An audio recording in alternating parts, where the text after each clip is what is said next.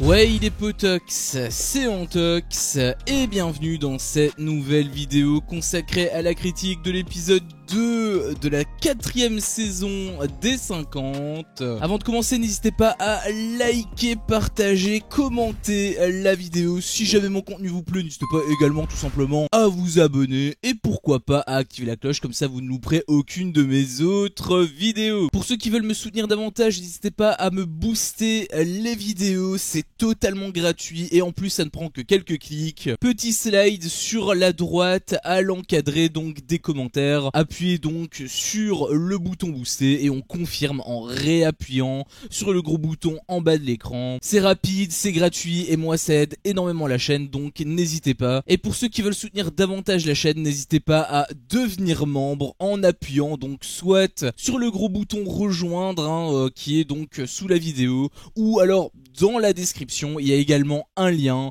n'hésitez pas à cliquer dessus. Vous pouvez gagner des badges, des emojis et bien d'autres avantages encore, donc n'hésitez pas si jamais ça vous intéresse. Alors pour cet épisode, eh bien, ça a été assez long quand même, il faut le noter, 47 minutes. Alors le ressenti n'était pas forcément dérangeant, je trouvais que ça passait quand même assez bien. Il y avait quelques petits moments où c'était un petit peu lent, c'était un petit peu chiant. Réduire justement à 40 minutes l'épisode, qui pour moi encore une fois est la durée idéale pour les épisodes de télé-réalité, je pense que ça aurait été beaucoup mieux, mais bon, ils ont voulu un petit peu meubler malheureusement. Je repense notamment au jeu juste avant le jeu, qui n'était pas une préparation traditionnelle où ça prend 3 plombes etc, donc c'était quand même beaucoup plus rapide, mais bon, il a fallu du temps pour qu'ils arrivent quand même à l'arène et que le jeu finalement démarre, donc c'était un petit peu dommage qu'ils ont ralenti la durée, sachant que ils en avaient pas besoin, parce que s'ils avaient fait un épisode de 40 minutes voire même 42 minutes, ça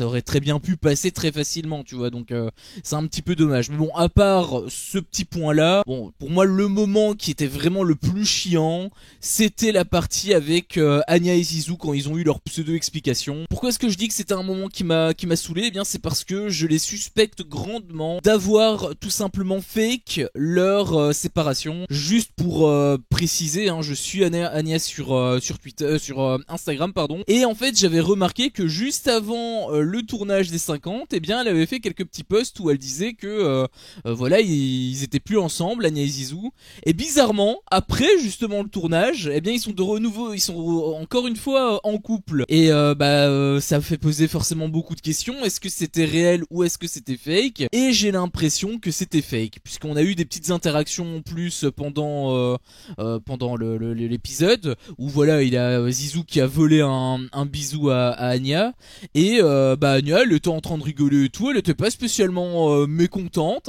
et du coup ça, je pense que leur lien en fait est toujours présent, ce qui fait que en réalité c'est du pipeau quoi. Enfin en tout cas moi je pense honnêtement que c'est du pipeau. Et quand on connaît le milieu de la télé-réalité où justement ça fake beaucoup de choses, eh bien ce procédé c'est pas du tout nouveau, on a déjà vu ça plein de fois ailleurs, où voilà, on te fait croire que on est séparés pour qu'ils puissent avoir des séquences pendant l'émission. Ça c'est une méthode qui fonctionne, c'est une méthode qui est très populaire, et je trouve que c'est dommage. Voilà, je trouve que c'est dommage, sachant que cette émission, encore une fois, elle a absolument pas besoin de séquences comme ça quoi. Donc tu m'aurais dit que Anya et Zizou sont dans la villa des cœurs brisés, bon c'est un petit peu raccord, mais ici en l'occurrence, bon, est-ce que c'était vraiment important? Je suis pas certain. Mais sinon, à part cette séquence, vraiment tout le reste était quand même assez intéressant. Tu avais dans un premier temps donc les chambres qui voilà étaient désignées etc. Alors cette séquence vraiment, il y avait des trucs qui étaient intéressants, je dis pas, notamment quelques petites disputes et tout, on y reviendra, c'était assez popcorn, ça fait très justement télé-réalité, mais après il y a d'autres trucs que voilà, je trouve quand même que ça reste un petit peu con, genre par exemple quand t'as tout le monde qui court pour récupérer leur chambre, et qu'il y en a qui sont en extase, oh ouais celle-là c'est la meilleure etc, alors qu'en réalité bon c'est juste des dortoirs, on va pas se mentir, il vit en communauté. Autant tu me dis ça dans les Marseillais ou dans les Princes et Princesses de l'amour, quand je sais même pas s'il y avait ça dans les Princes et Princesses de l'amour, mais dans les Crosses etc, quand t'avais justement des grosses villas sa mère avec plein de chambres qui étaient super belles etc, avec des vues sur la piscine et tout. Bon là ça a un intérêt de faire cette séquence là. Mais ici je veux dire ils sont dans un château où toutes les chambres sont les mêmes et où ce sont tous des dortoirs dans tous les cas. T'as pas une chambre qui est en individuel, tu vois. Du coup ça sert à rien en réalité. Autant dans les émissions type Les Marseillais ou quoi, je peux comprendre l'idée, tu vois, au moins ça a un intérêt. Mais ici en réalité, j'ai l'impression que c'est juste pour répéter en fait les codes de la télé-réalité. Mais bon, si c'est pour les répéter et qu'en fait il y a aucune cohérence, aucune logique, bon ça devient juste obsolète, tu vois. Donc j'ai trouvé que c'était un petit peu con dans le principe. Après bon voilà, c'est pas une séquence non plus qui a duré 5 ans. Enfin, je parle de cette petite séquence là parce qu'en réalité, le fait que tout le monde récupère leur chambre, ça a été quand même assez long. Ça a pris la moitié de l'épisode. Et autant, bon voilà, il y a quelques petits trucs qui étaient assez intéressants, les quelques clashs notamment. Autant, bon, sur la fin, ça commençait un petit peu à traîner en longueur. En plus, on a enchaîné la séquence avec Anya et Zizou, donc je te raconte pas à quel point j'étais dépité. Je me suis dit, ah non, ils vont refaire un truc à la saison 3.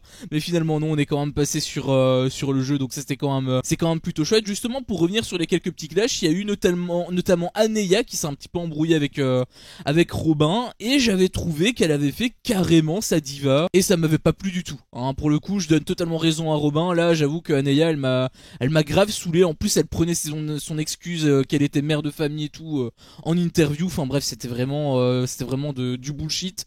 Je trouve que c'était vraiment très très con cette séquence.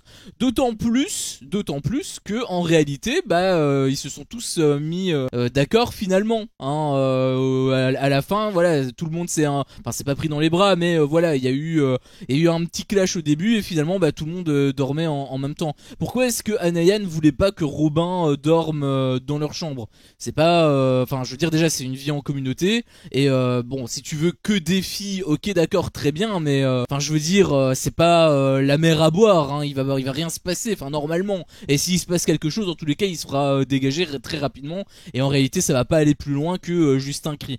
Et connaissant Robin, enfin vu Robin, je ne pense pas qu'il serait comme ça, sachant qu'en fait je sais même pas s'il est hétéro. Honnêtement, je sais même pas c'est quoi son orientation sexuelle. Donc enfin je trouvais qu'Aneya dans tous les cas elle avait fait sa diva et ça m'avait cassé les couilles. Voilà, je le dis clairement, ça m'avait grave saoulé. Bon finalement c'est bien terminé hein, mais bon déjà entre Aneya et Robin, ça va pas être l'amour fou je pense entre les deux, et je pense que entre Aneya et moi ça va pas être l'amour fou non plus, parce que cette séquence là vraiment elle m'a saoulé. Dans le même registre, on a eu un peu l'équivalent avec Martika contre Morgan ou Morgan, je sais pas comment il me semble que c'est Morgan, où voilà elle avait un petit peu commencé à donner ses directives etc. Et Morgan d'ailleurs il m'avait beaucoup plu parce que justement il lui avait tenu tête, il lui avait dit non, on va pas réaliser tes ordres, enfin on n'est pas là pour obéir, chacun peut se gérer comme ils veulent, t'as qu'à te mettre là et tu fermes ta gueule en gros. C'est un petit peu comme ça que, enfin il a pas dit comme ça mais voilà, c'est comme ça que on l'entendait hein. Et ça m'avait beaucoup plu hein. Autant Martika elle m'avait beaucoup déçu quand même, bon après j'en attendais pas grand chose non plus hein, mais parce que je suis pas un grand fan non plus d'elle, mais voilà, ce comportement ça m'avait pas plu du tout, ça faisait encore une fois très diva, et le fait que Morgan justement l'a un petit peu remis à sa place, ça m'a beaucoup plu. Je sens que je vais bien l'aimer d'ailleurs, le Morgan, justement quand il y a eu le jeu, à un moment donné, bon voilà, il avait perdu et il a eu une réaction que j'ai trouvé assez drôle parce qu'il était très expressif et tout. Je trouvais qu'il ressemblait un peu à Benoît sur cette petite séquence. Il ressemblait un petit peu à Benoît avec son expression et tout. On sentait que vraiment par contre que ça venait du cœur, tu vois. Autant Benoît, bon il surjoue etc. Autant lui, on ressentait vraiment qu'il avait la haine, tu vois, d'avoir perdu. Du coup je sens que je vais pas mal rigoler avec lui. Mais bon, rien que par rapport au fait qu'il ait remis Martika à sa place, déjà rien que ça m'avait beaucoup plu, donc j'ai hâte justement à le découvrir. J'espère qu'il va quand même aller assez loin, comme ça on va pouvoir voir un petit peu plus par rapport à lui. D'ailleurs le comportement de Martika qui ressemblait aussi à Aneya, il ressemblait aussi un petit peu à celui de Laura Lempicka hein. J'avoue que le fait qu'elle ait dit une petite phrase si je vais aller dans cette chambre, j'en ai rien à foutre, enfin bref, elle donnait vraiment son ordre, elle parlait à elle-même en fait, et enfin elle parlait à elle-même mais un petit peu bas, mais de façon à ce que les autres puissent quand même comprendre sans forcément trop comprendre non plus, puisqu'elle parlait pas non plus très fort. Et j'avoue que c'est un comportement que j'ai pas apprécié. J'ai rien contre Laura Lempicka, j'ai vu qu'il y avait pas mal de monde qui l'appréciait pas trop. Il y avait beaucoup de personnes qui disaient qu'elle ressemblait beaucoup à Manon. Sur le principe oui, mais je pense quand même qu'elle est beaucoup plus franche, qu'elle est beaucoup plus vraie que Manon, parce que Manon je trouve qu'elle est vraiment totalement fake. Enfin je parle de Manon Tanti hein, pas Manon Van. Jordan. Du coup je la trouve quand même totalement différente, mais sur ce coup j'avoue qu'elle a un petit peu fait sa diva, elle a un petit peu fait sa chef, et c'est pas trop le genre de truc que j'apprécie. D'ailleurs justement j'ai un petit peu peur que cette saison finalement, bon sur le principe voilà ils ont quand même fait des efforts et tout donc c'est quand même cool, mais est-ce que Laura Lempicka va réussir à fédérer, parce que c'est un petit peu également le projet des 50, voilà ça reste quand même un jeu de stratégie hein, il faut pas l'oublier, et est-ce que Laura Lempicka va réussir à fédérer, je sais pas, j'avoue que son côté un peu tyrannique comme on a déjà eu dans pas mal de saisons hein, de toute façon, notamment la saison dernière avec Jordan etc, enfin avec le royaume hein, même, de manière générale, j'avoue que ça m'a pas trop plu hein, voilà ça m'a pas trop plu, et le fait que Laura Lempicka ait l'air de partir sur cette voie, je sens que je vais pas apprécier. Voilà, je sens que je vais pas apprécier du tout. J'espère que ça va pas se diriger sur cette voie-là. Limite qu'elle se fasse dégager, hein, comme ça, il y aura pas ce problème. Mais bon, vu que c'est une grosse tête, bon après si elle reste, mais de façon légitime, ça me dérange pas. Par contre, si elle commence à bénéficier de quelques petits coups de pouce de la prod, là je vais être moyennement content. Mais bon, on va voir bien évidemment ce que ça va donner. Et en termes de dernier clash, il y a eu aussi un petit peu Jimmy et Paul, alors c'était vraiment très léger hein, mais on sentait quand même que ils en avaient enfin pas gros sur la patate, mais ils étaient un petit peu en conflit, surtout Jimmy hein, qui en veut beaucoup à Paul. Alors pour le coup je vois pas trop, c'est un peu comme avec Marine hein, finalement, Marine elle en veut beaucoup à Catel, mais en réalité c'est le jeu et c'est Hugo qui a fait de la merde. Là c'est un petit peu pareil en fait, Sandra avait fait de la merde, d'ailleurs j'ai vu ce qu'elle avait fait, elle avait embrassé et tout alors qu'elle savait qu'elle aurait pas dû. Franchement je suis même surpris que Paul soit encore avec que Jimmy pardon soit encore avec elle, mais le fait qu'il en veuille à Paul, je trouve que c'est pas trop justifié. Lui il a juste fait son taf. Après si Sandra elle s'est pas résister, c'est qu'il y a un problème dans la base du couple, tu vois. Donc j'ai toujours un problème avec ce concept là hein, ce concept de j'en veux à celui qui a provoqué, alors que la principale responsable ça reste Sandra. Paul, lui, il avait rien à se reprocher.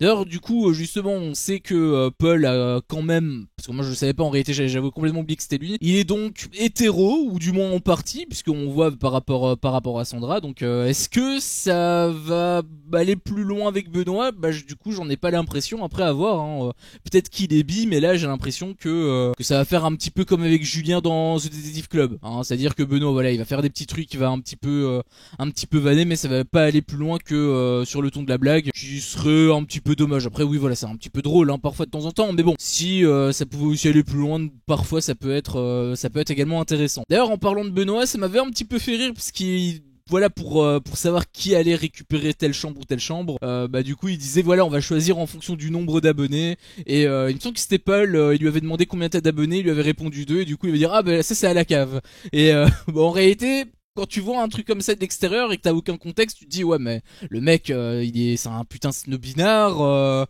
ça fait vraiment des différences de fou comme ça, c'est dégueulasse. Alors qu'en réalité bon c'est sur le ton de l'humour. Après peut-être qu'il est réellement comme ça dans la vraie vie, je le connais pas hein, mais à l'image on aurait dit qu'il disait ça vraiment sur le ton de l'humour, et voilà j'avais trouvé que c'était drôle. Voilà j'avais trouvé que c'était assez drôle. Il y avait même un autre truc avec l'ancienne chambre d'Enzo, Colette etc. Comment ça la team Azul, voilà la team Azul, leur ancienne chambre là dans la tour etc. Ça m'avait un petit peu fait rire parce qu'ils avaient dit voilà c'est la chambre maudite, tu vois, donc c'était assez drôle. On va voir justement si c'est vraiment la chambre maudite, puisque t'as quand même Jonathan etc. qui sont quand même venus, donc on va voir si c'est vraiment en rapport avec la chambre.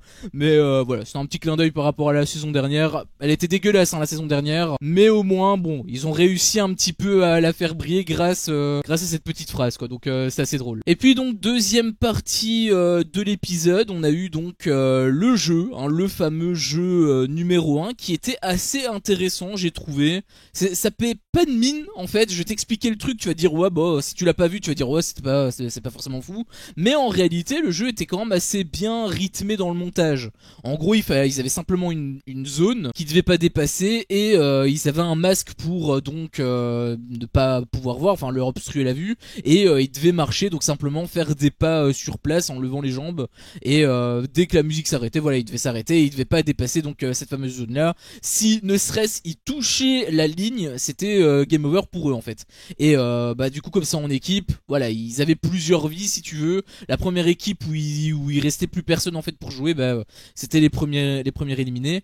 Et en fait j'avais trouvé que c'était quand même assez intéressant parce que déjà sur le principe, eh bien le jeu n'a pas perduré jusqu'à ce qu'il y ait les 10 équipes qui perdent, ou en tout cas 9, tu vois. Ils ont pas été jusque là où ils étiraient du coup la séquence en longueur de ouf par rapport au jeu. Ils ont pas été jusque là, donc voilà, ils ont quand même fixé un cadre et ils s'y sont restés. Donc j'avais trouvé déjà que c'était assez intelligent par rapport à ça. Le fait aussi que voilà, c'est un jeu qui est relativement statique, hein, parce qu'en soi voilà, les joueurs ne bougent pas, enfin si, ils lèvent leurs jambes, mais d'ailleurs il y a eu une petite musique, c'était la musique les gendarmes à Saint-Tropez, je pense que c'est, ou alors c'était une autre musique, je sais pas, enfin c'est une musique quand même qui est super connue par rapport au monde même un peu militaire, tout ça. Et quand j'ai entendu ça, j'ai eu des flashbacks de The Detective Club par rapport au Black Room, et je me suis dit ah non, ils vont pas nous refaire la même chose, hein, une fois ok mais pas deux, hein.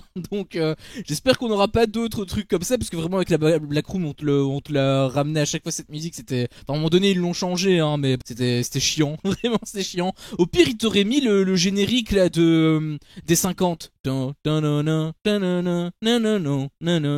Ça, s'ils avaient mis cette boucle là, au pire j'aurais dit ok, tu vois, parce que bah c'est quand même le thème des 50, et en plus j'aime beaucoup la musique, donc ça m'aurait pas dérangé. Par contre si c'est des musiques etc, bon après voilà, c'était pas une musique non plus d'ascenseur, hein, mais bon, on est quand même pas très loin, hein. On est quand même pas très loin. Et en fait là où j'ai trouvé que c'était intéressant, c'est que bah en fait il y avait toujours quelque chose à l'image, c'était pas enfin il y avait on voyait voilà des petites séquences où les joueurs jouaient, mais c'était quand même dynamique. C'était pas voilà, on voit le truc pendant 5 minutes il se passe rien avec blindé d'interviews. Non, on avait peut-être 2-3 minutes de séquences comme ça, interview inclus, et ensuite bah on voyait que on voyait les résultats, on voyait qu'il y avait telle personne qui était sortie, etc. Donc c'était quand même assez intéressant.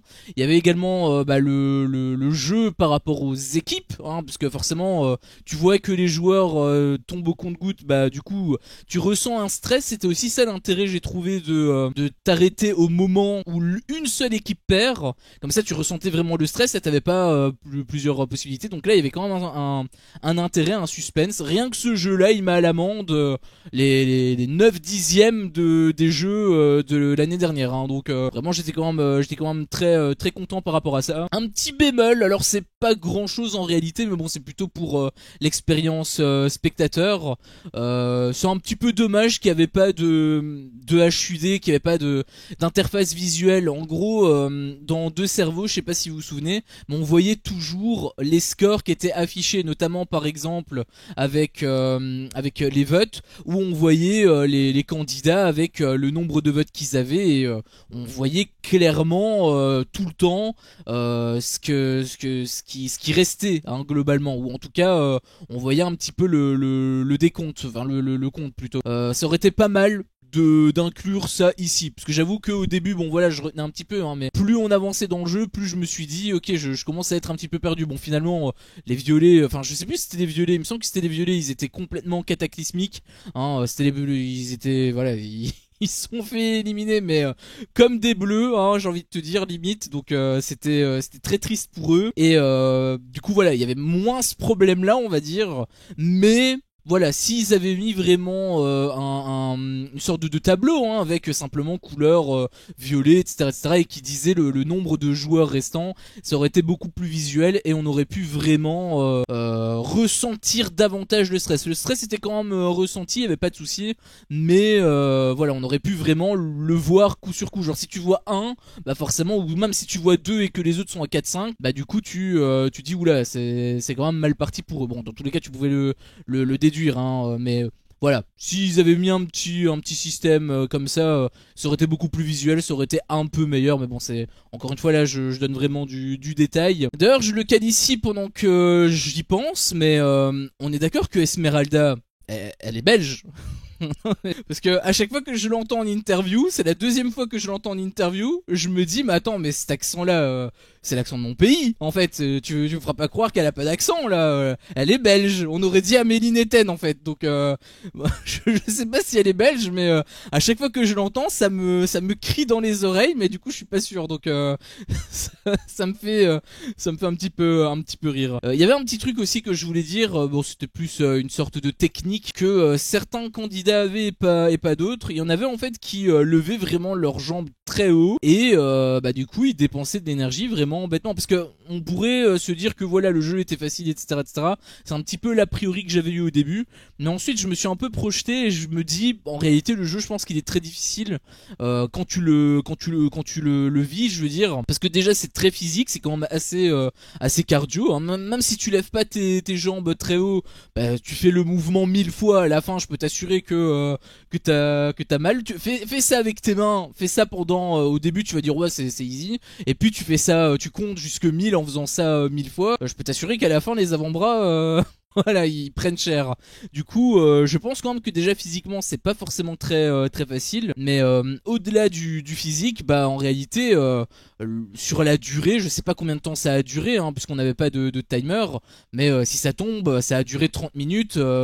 Et ils ont fait plein de cuts, etc. Mais ça tombe, ça a duré 30 minutes. Sur la fin, t'as plus tes repères en fait, hein, tu sais plus ce qui s'est passé il y a 30 minutes. Donc bah si tu bouges de 1 mm, mais que tu fais ça toutes les minutes, bah forcément à la fin t'as bougé quand même pas mal quoi. Donc je pense que le jeu est quand même pas si évident que ça. Vraiment, je pense que le jeu est pas si évident que ça. Mais voilà, c'était quand même intéressant comme premier jeu, c'était assez sympa. Je pense pas que c'était le meilleur, hein, c'était pas forcément le meilleur jeu, c'était pas le jeu de l'année, mais voilà, au moins il était cool. Voilà, rien que ce jeu-là, comme je l'ai dit, rien que ce jeu-là, bah ça a empêché le système de sabotage, etc., comme je l'ai dit. Donc voilà, finalement c'est assez, c'était assez cool. Et du coup, bah on a une équipe sur 3 hein, qui vont être éliminées, parce que c'est l'équipe d'un coup. Hein. J'avoue que je l'ai pas mentionné, mais c'est une équipe qui est éliminée d'un coup. C'est pas juste un candidat dans l'équipe, c'est pire que ça.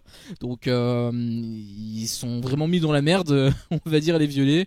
Bah donc voilà, on a une équipe sur 3 qui est déjà en danger, donc on verra un petit peu ce sera qui les deux autres, mais deuxième épisode satisfaisant. Voilà, deuxième épisode satisfaisant, j'espère qu'on va poursuivre dans cette voie-là, parce que là pour l'instant, bah le départ est réussi. Après bon, c'est que le début, hein. J'espère que le rythme va pas tomber, va pas s'estomper. J'espère que voilà, ça va être régulier, mais si c'est en tout cas comme ça tout le temps, avec toujours un jeu, etc., moi je dis je signe tout de suite, hein, vraiment je signe même avec les deux mains. Mais ça bien évidemment ce n'est que mon humble avis. Moi maintenant ce qui m'intéresse c'est le vôtre. Qu'avez-vous pensé justement de cet épisode? Est-ce que vous l'avez autant apprécié que moi, ou au contraire est-ce qu'il y a des trucs que vous avez pas aimé? Ça peut être même par rapport à la première partie, hein, bien évidemment j'ai déjà fait part de quelques petits comportements que j'ai pas appréciés. Est-ce que vous êtes d'accord avec moi par rapport à ça ou non, hein? N'hésitez pas bien évidemment. Si jamais vous êtes d'accord avec moi, n'hésitez pas justement à liker la vidéo, et si vous n'êtes pas d'accord avec moi, eh bien n'hésitez pas à me dire